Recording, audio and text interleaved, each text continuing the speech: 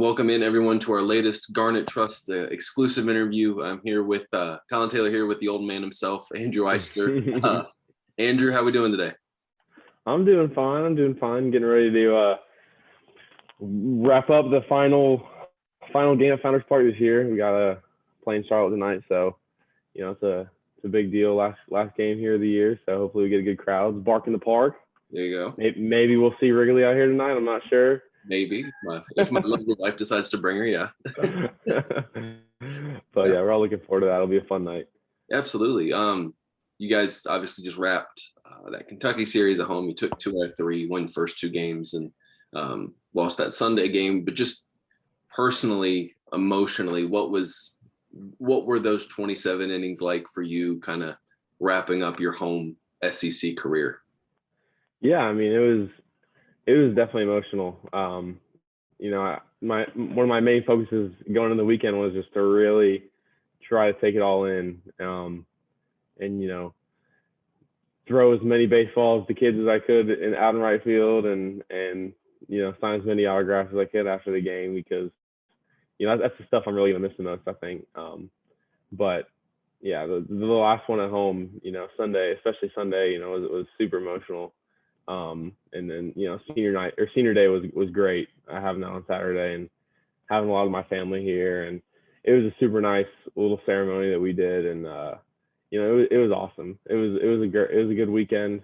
I wish we could have obviously won that Sunday game, but it was emotional, bittersweet weekend for myself and my family, and the whole team, I think, of course, just that final weekend at home.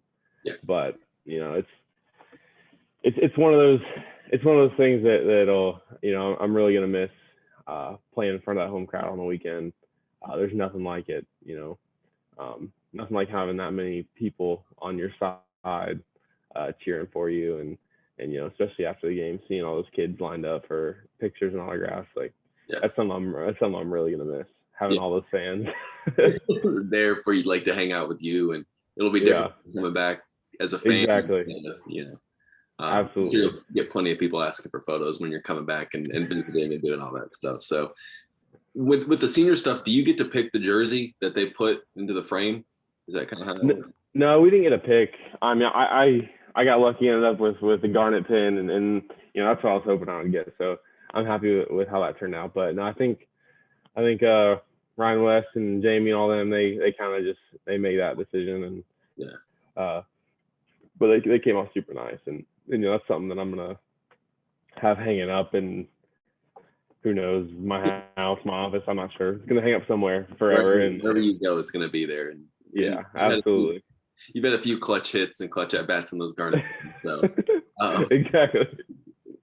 Kind of going back to the Kentucky series, first of all, kind of take me through what was really working for you guys offensively. You can kind of talk about the pimped home run there as well, and just what kind of changed on Sunday. I know they brought Guilfoyle in, but just kind of take me through the kind of roller coaster of those 2 days where you dominated the first 18 innings and then obviously struggled at the plate on that Sunday.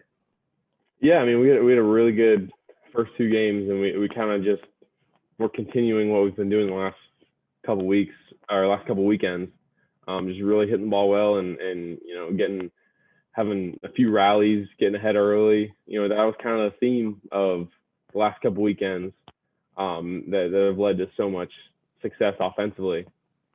And so we just kind of did that, and obviously some great performances on the mound. Yeah. On Friday night we had Brett start the game, and then I think Gilly came in afterward. A couple other guys I know, Cade threw that game, and then obviously Noah threw a gem the next day. And if we have that, when our pitchers throw like that, it makes it easy on us offensively. But when we can put up double digit hits and score a bunch of runs, and that's a recipe for success. And then on Sunday we were feeling good about ourselves because in my opinion, we play our best baseball during the day on Sundays. Especially when it's to win that series, the clinch series, sweep or whatever. It's the energy is always good on Sundays during the game. We always get good crowds, and so we were feeling really good. And then that first inning, I think we had a really good chance to score right there. You had guys on first and second with no outs, and or maybe it was one out. Mm-hmm. And just strand them there, and that would have been a great opportunity to get ahead. And in baseball, getting ahead early is huge. Just for momentum. And not being able to get ahead hurt us, and then we got behind early, and just weren't able to crawl our way back. And they brought in their best guy, and just kind of shut us out for the rest of the game. So that was tough. But they saved him for that last day. They were going to bring him in whenever they thought they had the best chance to win the game, and that didn't happen until Sunday. So just things didn't go our way, but we were feeling confident, and it just didn't happen for us on Sunday. Yeah, how obviously a sweep there would have really helped tournament chances. Lack of a better word there. How do you, as an older guy whose career obviously, the end is closer than the beginning of it from a complete perspective, how do you balance the day-to-day needing to win the day and take good at bats when you play versus the overarching narrative? Is it tough to kind of separate those two things, or do you have to compartmentalize? Yeah, I mean, the theme for us has been, just go 1-0 today and just try to win today's game. And obviously in the back of your mind, you always think about what the outcome may be, and it's always hard not to think bigger picture, but we have to do the best we can just to focus on the day at hand, because that's all we can control at that moment. And if for the next 4 games, if we can just win that day, then we'll be in decent shape and going into the SEC tournament. But like I said, it's we can only control what we're doing that day, and we can't. As much as I wish we could control the future, it's impossible. So we need to do a good job of just focusing on what we have in the now, and that starts today with winning this game. Yeah. Do you pay attention to the RPIs, the quad ones, the what happens to other teams that are kind of fighting for those spots? Do you pay attention to any of that stuff at all? Not personally, no. No. I don't really understand that whole formula, how that all works, but it is kind of crazy seeing all these cancellations because of it.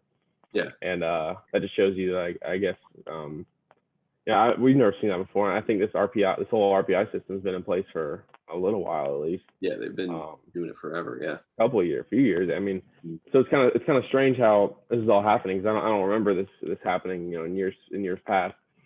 Yeah. But no, I really don't pay a whole lot of attention to it. Like I said, we just if we just win when we can, if we just win, whenever we have our next game, that's all we can control. We can't control the RPI or the numbers and how that all works. Yeah.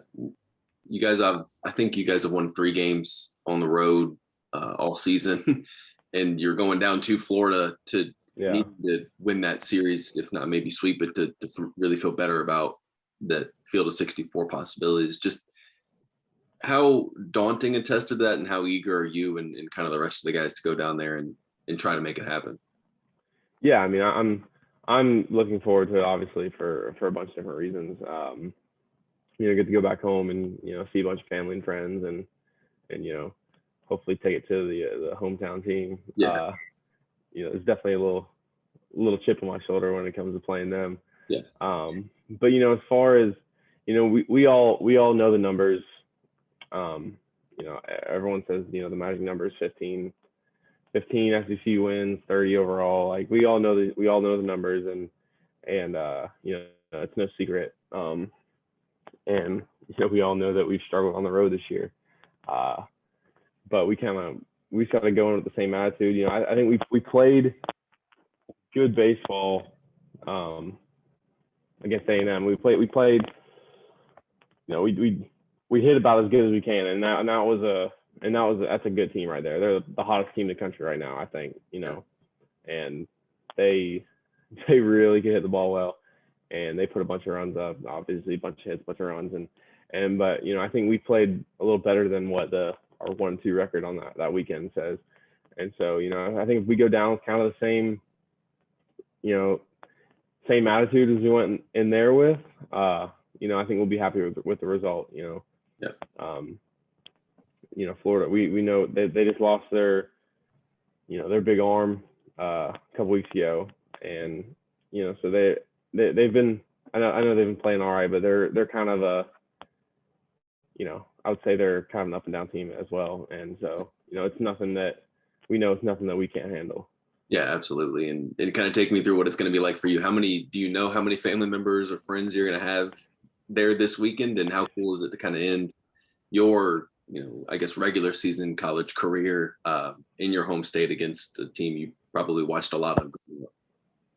Oh yeah. I mean, I grew up going to Gator games at old Alfred McKeithen Stadium, but there's going to be there might be 20, 25 people there, and I'm sure there's going to be people there that just show up that I didn't really expect to be there, but I'm getting tickets for quite a few. But I wouldn't be surprised to see 20 or 25 people I know there.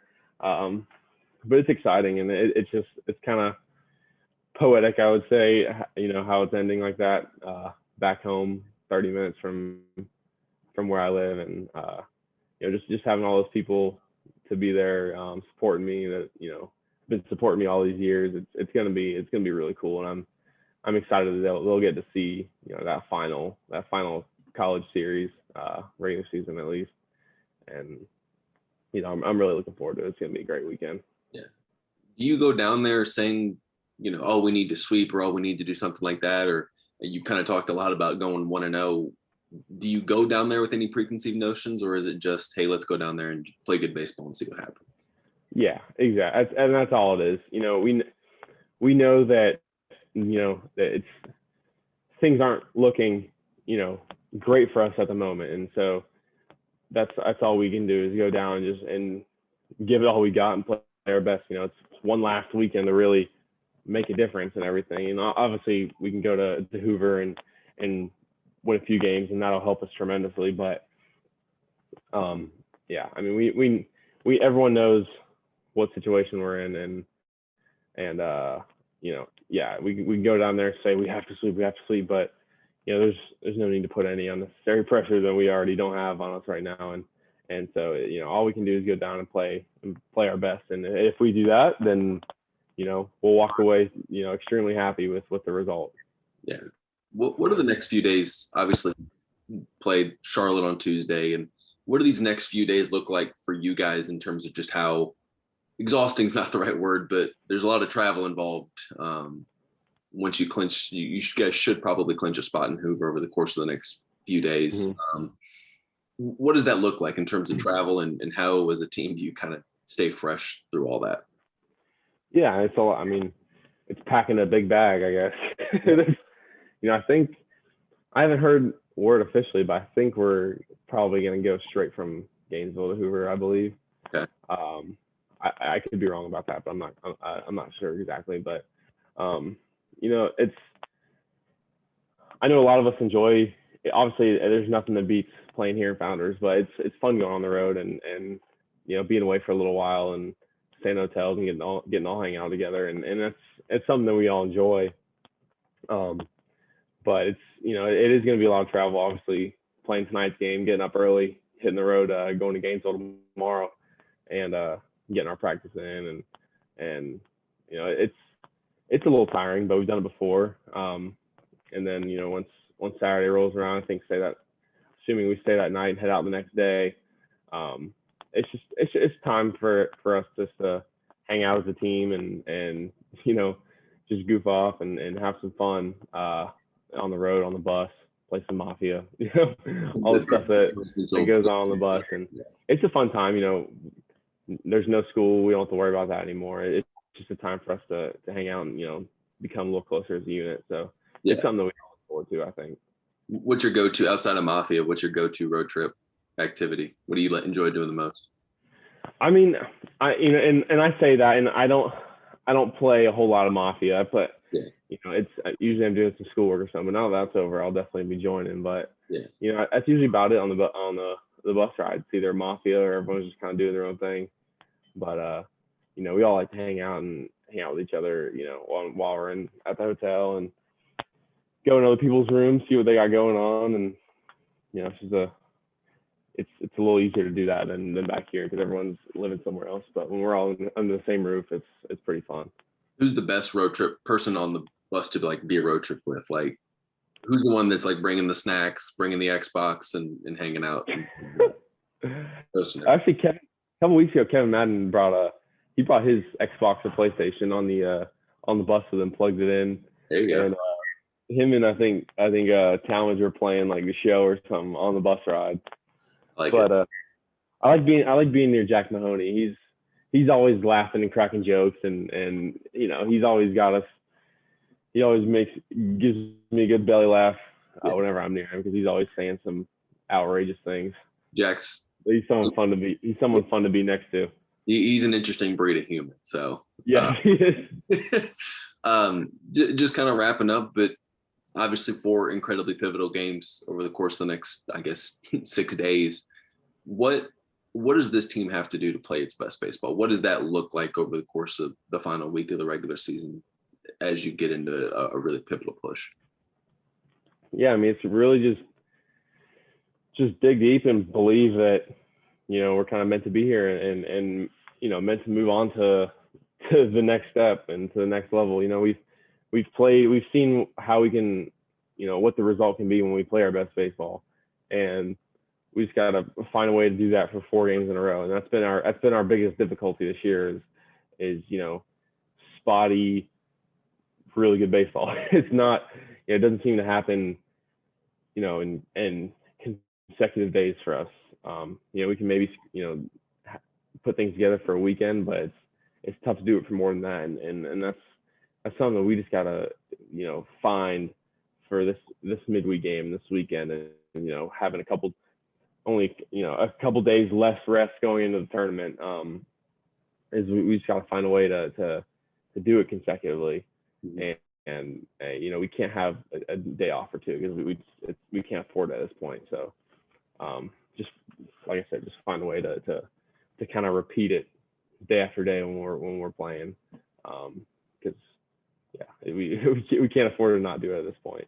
Yeah, absolutely. Well, Andrew, I can't thank you enough for taking some time out to hang out and talk with us, and looking forward to heading down there to Gainesville and watching that final regular season weekend as you guys wrap up the 2022 slate.